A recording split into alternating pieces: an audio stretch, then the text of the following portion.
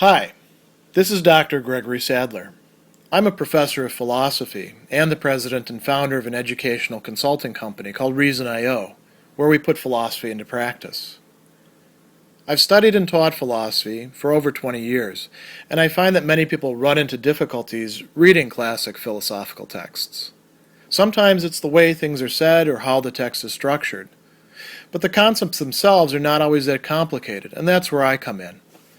To help students and lifelong learners, I've been producing longer lecture videos and posting them to YouTube. Many viewers say they find them useful. What you're currently watching is part of a new series of shorter videos, each of them focused on one core concept from an important philosophical text. I hope you find it useful as well. In the section of the 1001 Goals found in Part 1 of the Spoke Zarathustra, Friedrich Nietzsche is going to set out a sort of perspective, or if you like, piece of a theory on values and valuation. And we should be clear that the language here, although it's often translated in terms of values, Nietzsche is actually using the word good or gut, right? And he's talking about, instead of Werte as in ascribing value, he's talking instead about, we could say, holding something dear, schätzen, right? Mein Schatz is my treasure. It's a term that people use for endearment. You might call a lover or a friend or somebody else like that who's very, very close to you, somebody that you treasure, right? And what he's saying here might seem a little bit out of accord with what he tells us in other works about values and valuation, for example, in the Genealogy of Morals. But I think if we keep in mind that Nietzsche, although he has Zarathustra talking about all different peoples, he's not actually talking about every single people. He's talking about peoples that have some sort of, you might call it, warrior tradition or some sort of aggressive or protective relation of themselves in relation to the neighbor. And he tells us that Zarathustra has seen many lands and many peoples, perhaps, thousands of them, and he's discovered the good and the evil, the Gut and Böse, of many peoples. And then he says, Zarathustra has found no greater power on earth than good and evil. This valuation that we do. We set good over here, we contrast evil to it. And perhaps evil, in some cases with this, might have to be understood not as the traditional, good and evil as opposed to a previous valuation of good and bad, but perhaps Nietzsche actually has this good and bad valuation in mind. And he tells us that, and this is a really great catchphrase, evaluation, schätzen, is creation, schaffen. Values don't come down to us from on high. They are something that we as human beings produce, we create.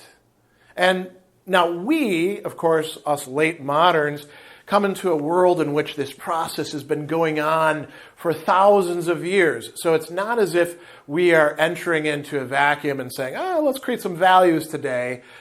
We actually have a world that perhaps has too many already tried out schemes of values there. But Nietzsche's talking about how it works with peoples, in some respect outside of or before the state itself, right? Völker. And he sets out a kind of story here. He says, man first implanted values into things to maintain himself. He created the meaning of things, a human meaning. And then he calls himself man, Mensch, the evaluator, right? And he says evaluation is creation. Valuing is itself the value and jewel of created things. So this is fundamental to the human being. This valuation, this holding dear, this setting one thing above another and saying this matters more. Recognizing the goodness of something. And so he tells us that Only through evaluation is there value, and without evaluation, the nut of existence would be hollow. This is integral to any sort of meaning of life that human beings have. So he says a change in values, that means a change in the creators of values. He who has to be a creator always has to destroy. And then he tells us, at first, it wasn't individual human beings coming along and saying, here's the values that you need to recognize. No, they arose out of people. They arose out of the ways in which human beings were associated together. He says, peoples were the creators at first, only later were individuals creators. And then he has a little aside here. Indeed, the individual himself is the latest creation. The individuals who became creative did not think of themselves solely as individuals, the way we late moderns would project back onto them. He says, once the people hung a table of values over themselves, the love that wants to rule and the love that wants to obey created together such tables as these. And we're going to come to what a table of values is in just a moment. And then he says, joy in the herd is older than joy in the ego, and as long as the good conscience is called herd, only the bad conscience, only the person who's troubled says, I. Now, the creators and loving men, he says, created good and evil. Individuals come along, but first they're loving people. They're the people who somehow rise out of the tribe, the herd, the people, the clan, whatever it happens to be. And in some respect, they're not entirely free of it. They stand out as heroes, but they stand out as heroes of this group. Later, he talks about loveless ego seeking advantage in the advantage of many. He says that's not the origin of the herd, but the herd's destruction. That is when we get something like a transvaluation of values and things start to go downhill. So, what else does Nietzsche have to teach us? He talks about every people having a table of values, ein Tafel des Güter, hanging over them. A table, a registry of what it is that they hold to be valuable, what it is that they think is literally good. And he says that a table of values is also a table of their overcomings, Überwindung. A very important term, not only in Thus Spoke Zarathustra, but for Nietzsche's philosophy in general. A people is creative when it is engaging in self-overcoming, but also overcoming its environment, also overcoming the problems it encounters, figuring out and carving out its place in the world. And then a little bit, just right after that, he says, it is the voice of its will to power. Another key idea for Nietzsche. Everything is driven ultimately by will for power in his metaphysics, what there is of it, and this is found in peoples. It doesn't follow exactly the same trajectory in every case. And this is why Nietzsche says there's 1,001 different tables of values. It's determined in part by their responses to things. He says, truly, if you knew a people's need, Not, right? And land and sky and neighbor, you could surely divine the law of their overcomings and why it is on this ladder that it mounts towards its hope. So if we understand the conditions that they came out of, and in some cases this may be quite difficult if there's no historical record, then we can understand why they value what they do in fact value. And Nietzsche tells us a few things that we can say are general characteristics. He says, what a people accounts hard, it calls praiseworthy, worthy of saying, look at this. This is amazing, right? It could be a musical composition. It could be bridging a river. It could be generating a great harvest and finding a way to keep it from rotting. It could be dealing with the enemy that is across that river and threatening to come across and kill all of us and take our stuff. It could be any thing along these lines. So what we account hard, we view as praiseworthy back then. What it accounts indispensable and hard, adding indispensability to that, it calls good. And that which relieves the greatest need, the rare, the hardest of all, it glorifies, he says, as the holy. And so we get a whole generation of values coming out of responses to the problems of life and the needs. And as he says, the land and the sky, the environmental conditions, and the neighbors. He also tells us that peoples cannot have exactly the same value, right? One neighbor never understood another. His soul was always amazed at his neighbor's madness and wickedness. Much that seemed good to one person seemed shame and disgrace to another.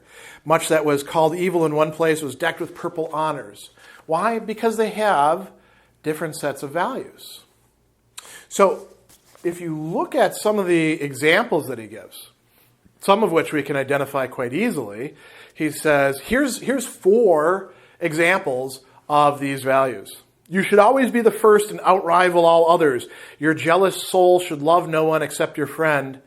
This made the soul of a Greek tremble. In following it, he followed the path to greatness. Now, is this everything about the ancient Greeks? No. Nietzsche, of course, is giving us just one example of a number of different possible Greek moralities, we could say. But this is something that you can see there in a lot of ancient Greek literature, and it represents their ideals, even down to the time of, the rise of Athens.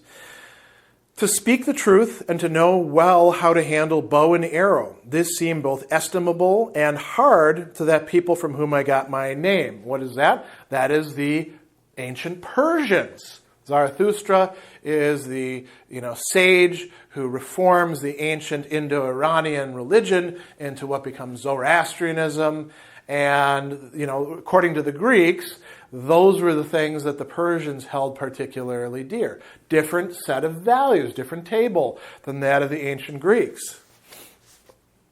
To honor father and mother and to do their will, even from the roots of the soul. Another people hung this table of overcoming over itself and became mighty and eternal with it.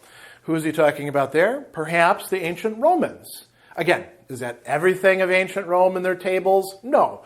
But it is a different path of life. And then he says, to practice loyalty and for the sake of loyalty to risk honor and blood even in evil and dangerous causes.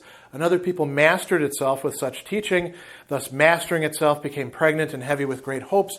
Who are we talking about there? Perhaps the ancient Germans or the Vikings, or perhaps some people in the Middle Ages when loyalty was so highly valued. It's not quite clear who he's mentioning at that point. But what we have here are 4 of the 1,001 possible ways of arranging values, of understanding specifically what it would be to have the praiseworthy, the good, and the holy. And so he tells us, Zarathustra has seen many lands and many people. He's found no greater power on earth than the works of these loving men, and these are named good and evil. And then the question is, who is going to fasten fetters upon the 1,000 necks of these beasts? Who is going to bring all of these together? The answer in another section is the state, but Nietzsche sees that as a problem, and then he suggests perhaps the Superman.